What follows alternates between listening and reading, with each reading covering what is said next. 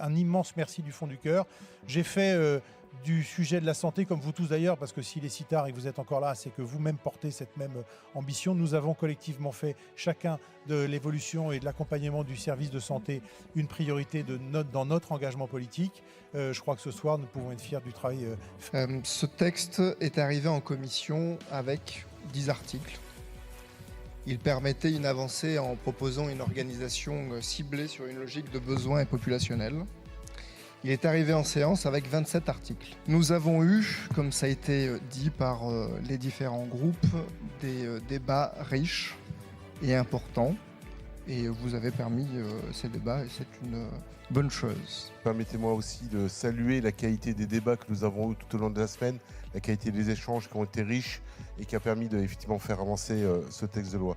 Permettez-moi tout particulièrement quand même de saluer notre rapporteur Frédéric Valletoux pour son travail qu'a porté cette PPL qui a été longtemps impulsée. Ce texte ne répond pas forcément à tout, mais je pense qu'il a quelque chose de fondamental, ce qui va permettre au territoire de se saisir de ces sujets, en responsabilisant l'ensemble des acteurs, ce soit l'ensemble des soignants. Et c'est notre volonté, la volonté que la solution se trouve sur le territoire. Je crois que ce qui a été la marque de nos échanges depuis le début de la semaine et précédemment la semaine passée en commission, c'est le respect.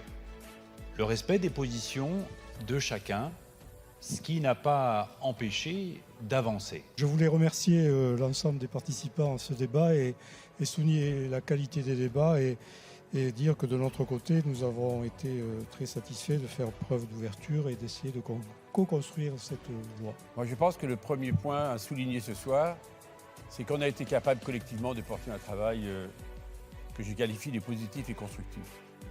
On l'a fait parce qu'il y a eu l'écoute réciproque, parce qu'il y a eu un travail de fond qui a été fait pendant de longs mois.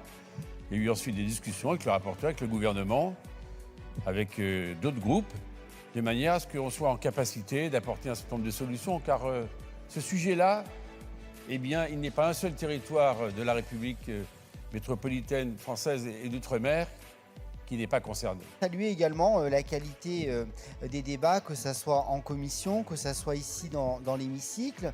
Bien, d'abord, je voudrais souligner que du travail a été effectué, que ce texte a effectivement beaucoup évolué depuis qu'il nous a été présenté. Et je veux saluer cet état d'esprit, monsieur le rapporteur, que vous avez eu tout au long de l'examen de ce texte. Je voudrais dire que dans ce texte, il y a quelques bonnes dispositions et je voudrais particulièrement noter celle qui concerne le contrat d'engagement.